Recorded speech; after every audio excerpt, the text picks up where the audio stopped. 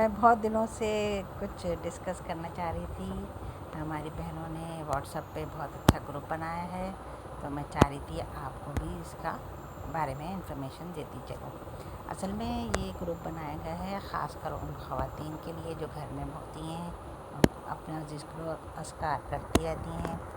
تو ماشاء اللہ اس سے مہینہ 11ویں کا مہینہ تھا, اور سب لوگوں نے غوث پاک کی محفل کی برکت سے ان کے لیے ذکر و اذکار پڑھے, اور انشاءاللہ جو کچھ ہم پڑھیں گے اس کا فائدہ ہمیں بھی ہوگا, کیونکہ جو بھی آپ پڑھتے ہیں سب اچھے کے لیے پڑھتے ہیں, اور اس کا ثواب ہمیں ہی ملتا ہے. ظاہر سی بات ہے. تو یہ میری کوشش ہوتی ہے کہ جب ہمیں ثواب مل رہا ہے تو ہم دوسرے لوگوں کو بھی کرتے جائیں.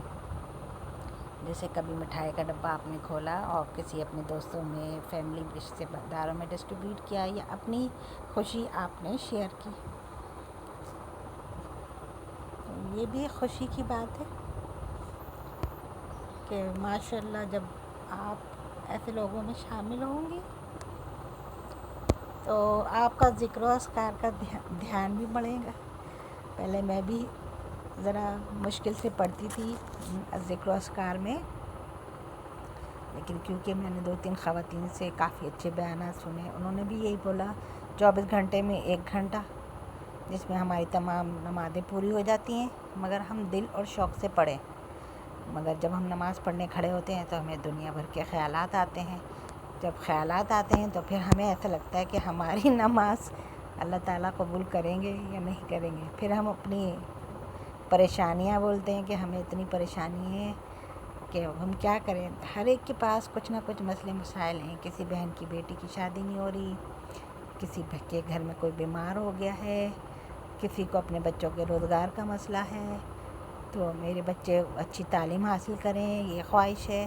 پھر زندگی میں جو بھی چھوٹی موٹی خواہشیں ہیں ہر چیز تو ہم اپنے پیسوں سے پوری کر رہے ہیں, لیکن کچھ چیزیں ہمیں ذکر و اذکار سے بھی مل جاتی ہیں جس سے ہمیں دل کا سکون ملتا ہے.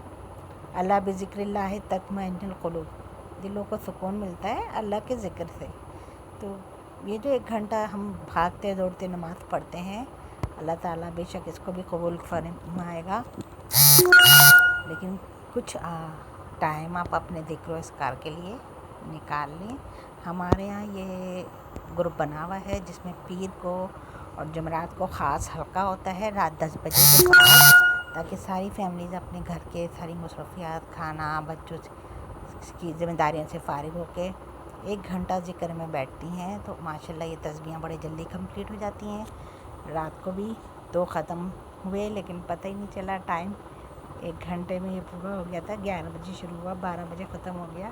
اس میں ممبر بہت تھے, اور ربیع الاول کی مناسبت سے بھی میری بہت بہنیں اس میں شریک تھیں, تو خوشی بھی بہت ہوئی کہ اس میں بہت گروپ بنایا بھی گیا ہے. دیکھیں یہ آمد مصطفیٰ مرحبا مرحبا یہ گروپ بنایا گیا ہے. اس کو جب جوائن کریں گی آپ کو تو ربیع الاول کے حساب سے آپ کو محفل میں اپڈیٹ ملتی رہے گی. ایک اور گروپ بنایا گیا ہے, یہ فیس بک پہ بنایا گیا ہے. اس میں بھی آپ کو آنے والی ذکر و اذکار کی تسبیحات روز بروز اپڈیٹ ہوتی رہتی ہیں.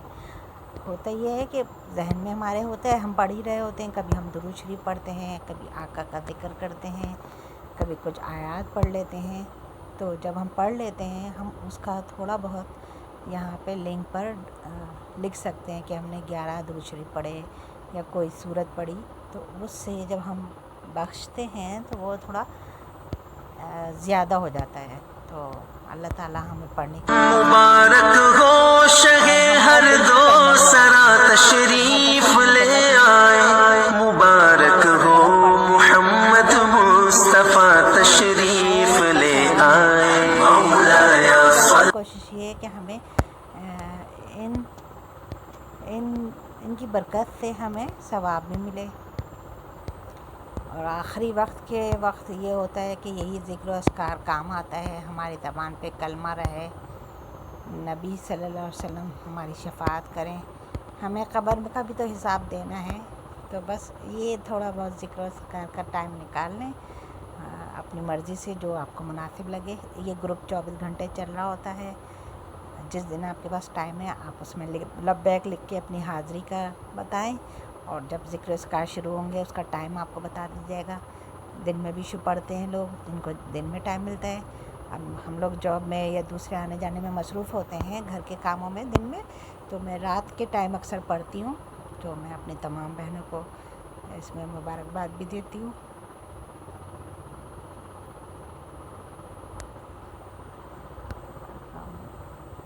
اللہ تعالیٰ ہم سب کی یہ ساری کاوش قبول فرمائے, اور تھوڑا پڑھنا اور اچھا پڑھنا